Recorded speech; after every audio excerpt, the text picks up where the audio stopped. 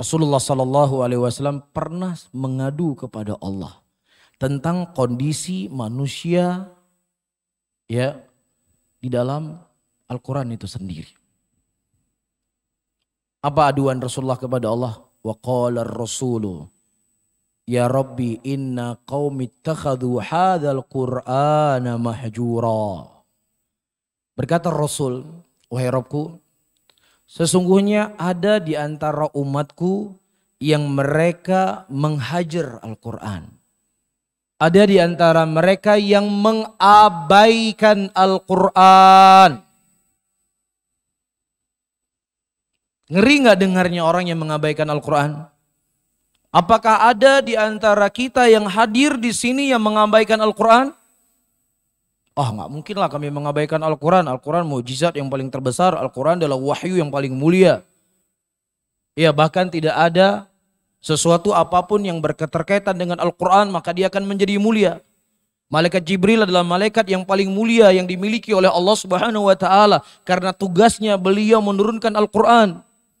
Rasulullah Sallallahu Alaihi Wasallam menjadi nabi yang paling mulia di antara seluruh para nabi dan rasul karena Al-Quran diturunkan kepada beliau. Bulan Ramadan adalah bulan yang paling mulia di antara semua bulan karena bulan Ramadan adalah bulan diturunnya Al-Quran. Malam Lailatul Qadar adalah malam yang paling mulia dari seluruh malam-malam yang ada karena malam itu Allah turunkan Al-Quran. Umat Nabi Muhammad Sallallahu Alaihi Wasallam adalah umat yang paling mulia karena kepada mereka lah diturunkan Al-Quran.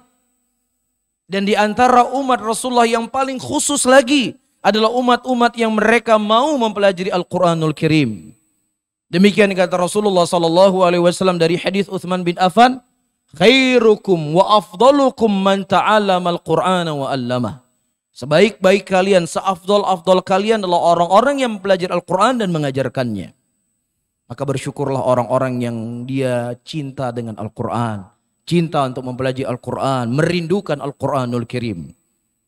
Bisa difahami? Jadi nggak mungkin kan kita orang-orang yang mengabaikan Al-Quran. Mungkin nggak kira-kira? Sepakat nggak mungkin? Coba kita lihat bagaimana penjelasan para ulama. Orang yang mengabaikan Al-Quran adalah orang yang jarang baca Al-Quran.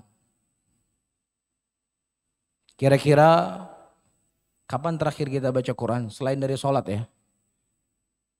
Kalau seandainya dalam sholat nggak baca Quran, kira-kira kapan terakhir kita baca Quran? Ada malam 27 Ramadan.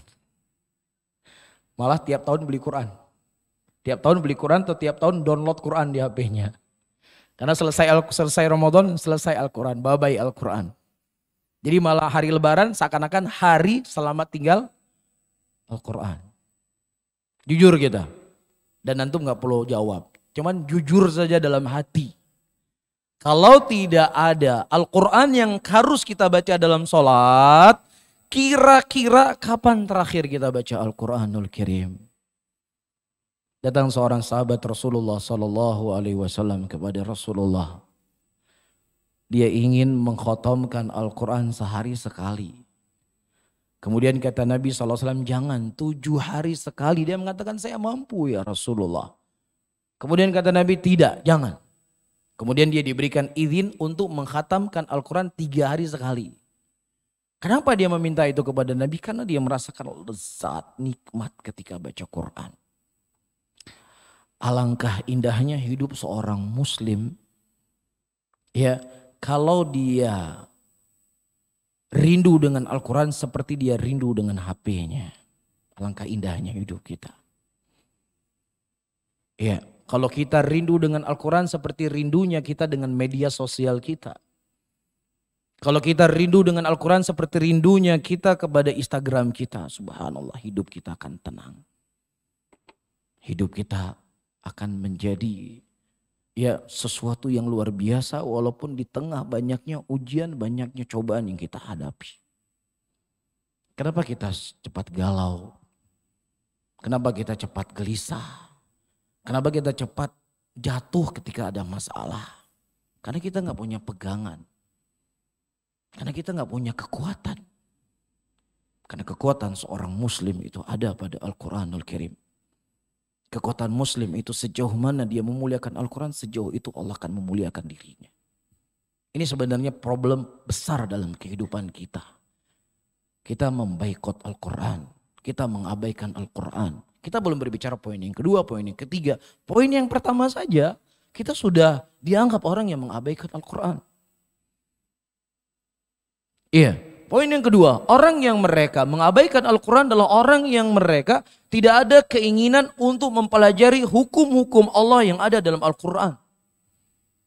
Dan juga tidak ada keinginan untuk menyebarkan Al-Quran. Mereka itulah orang-orang yang mengabaikan Al-Quran. Nasallallahu salamatu wal afiyah.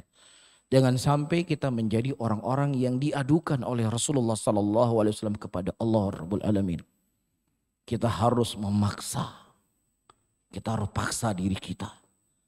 Harus baca Quran. Kalaupun mungkin kita tidak baca Quran seperti di bulan Ramadan. Ya kita ingat, coba kita ingat sekejap. Apa yang kita lalui di malam-malam akhir bulan Ramadan. Satu hari saja kita tidak baca Al-Quran di bulan Ramadan, kira-kira nyesal atau enggak? Nyesal enggak? Nyesal atau enggak? Seakan-akan kita berbuat dosa ketika kita tidak membaca Al-Quran. Kita ingin tanya, apakah Allah yang kita sembah itu hanya di bulan Ramadan saja? Apakah Allah yang kita ibadahi itu hanya melihat kita beribadah hanya di bulan Ramadan saja? Sebenarnya bulan Ramadan itu sebagai pelatihan untuk kita agar kita bisa istiqomah dan membawa suasana Ramadan di bulan-bulan yang lainnya. Itu sebenarnya. Makanya hati kita sekarang ini tidak setenang hati kita di bulan Ramadan. Karena memang di bulan Ramadan hati kita selalu rindu dengan Al-Quran. Inilah inti yang membuat kita tenang di bulan Ramadan. Kita selalu dekat dengan Al-Quran. Kita selalu dekat dengan kalam Allah. Kita dekat sesuatu yang itu akan membuat hidup kita kuat.